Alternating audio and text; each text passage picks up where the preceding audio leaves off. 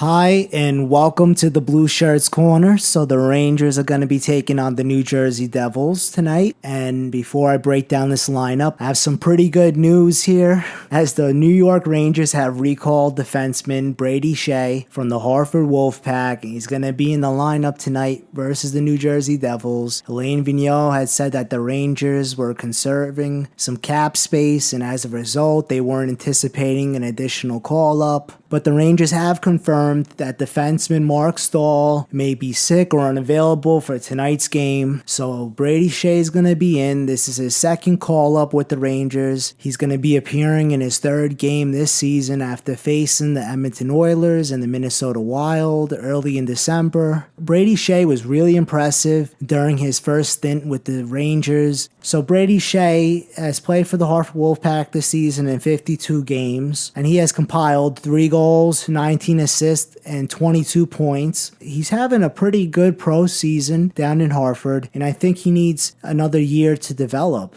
And I think he'll be able to take the big step in a couple of years. People are saying that this call-up means that they're trading Yandel. I honestly don't think they're going to be trading Keith Yandel. Ryan McDonough is injured here, and a guy like Keith Yandel has stepped up huge. We have a good 1-2 on the left side once McDonough is back going into the playoffs. And the defense continues to play like they did versus Detroit. We'll be in a good spot. Blomqvist, he played insane versus Detroit. I expect him to be coming out and really shutting the door on the New Jersey Devils, as Henrik Lundqvist is going to be in net tonight. I'm really excited for this game. Rick Nash is out with his bone bruise. Ryan McDonough is out with the jaw and the neck. And now Mark Stahl's out, and I don't know exactly why, but he's not playing tonight. And so we're going with the same lineup as we did versus the Detroit Red Wings, except for the defense looks like this now. We got Keith Yandel playing with Dan Girardi for the top pairing. Brady Shea's playing with Kevin Klein for the second pairing. Then Dan Boyle's playing with Dylan McIlrath for the third pairing. So, you know what? I actually like the defense. Keith Yandel being on the top pairing, that's good news. The fact that he's playing with Dan Girardi, whatever. I mean, I would rather have Keith Yandel playing with Kevin Klein or Dylan McIlrath.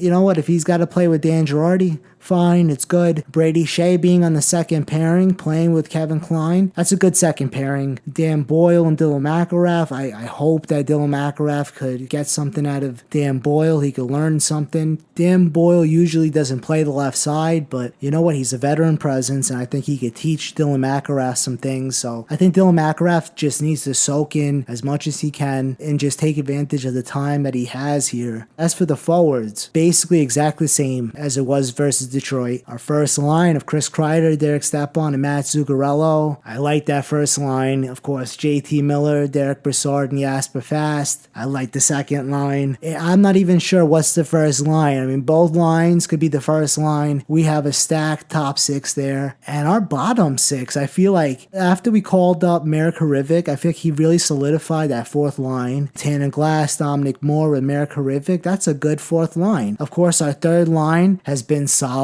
I mean, they really came up big in that Detroit game, Pittsburgh game. I like Victor Stahlberg, Kevin Hayes, and Oscar Lindberg. We have a really good squad here, you know. A lot of people were saying that this team is incapable of going deep in the playoffs, and you know what? If you break down this lineup and you look at it, Henrik Lundqvist, the way he's playing now, he's playing out of his mind. This guy is playing in playoff mode right now. Defense, I feel like the way Keith Yandel has really stepped up. Like, the more minutes he gets, the better he plays. The more he controls play on the ice. Keep Keith Yandel and have a good 1-2 on the left side. Having Ryan McDonough back, Stahl for the third pairing would be awesome. We're pretty much, we're stacked on defense going into the playoffs as long as we play the way we did versus Detroit. We've been finding ways to score goals, and we're getting contributions from all over the lineup, and we're doing it without Rick Nash. So I could assume that when Rick Nash gets back, that we could be seeing a new and improved Rick Nash, or it could be just one more element. You add Rick Nash to a lineup that's scoring goals now, and we could be lethal. I feel like we could just make a couple of moves by the trade deadline. Maybe we find a way to move Rick Nash and get Shattenkirk. I know I've been saying this of late, like all the time, but I really want Shattenkirk to be coming over and playing next to Ryan McDonough and seeing Kevin Kline playing with Keith Yandler for a second pairing. And then just, if we got to have Dan Girardi and Mark Stahl for a third pairing, then so be it. Dylan McIlrath obviously is going to have to be sitting in the press box unless there's an injury, because I don't see Lane Vigneault trusting Dylan McIlrath come playoff time. But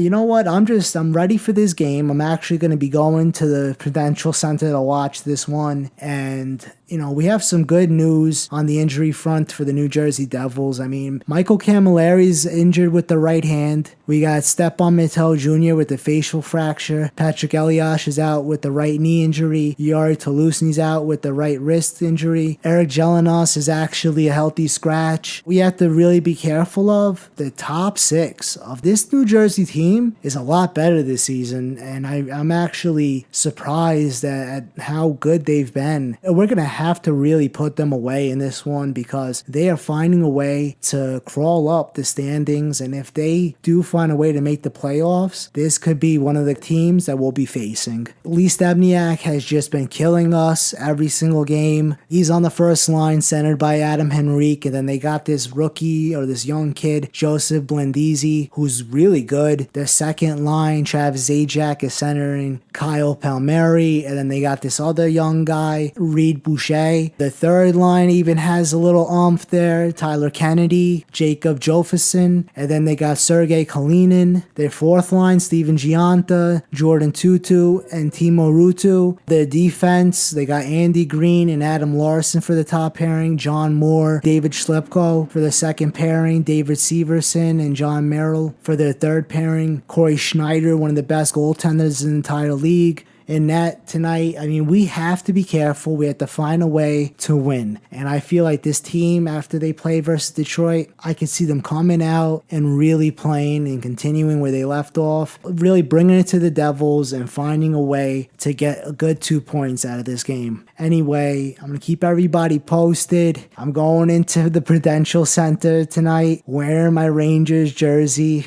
So I'm looking forward to seeing us really come away with a huge win. Every time I seem to go into the Prudential Center and it's the Devils versus the Rangers usually win. So I got a good feeling about this game. Anyway, I'm going to keep everybody posted. And remember, let's go Rangers.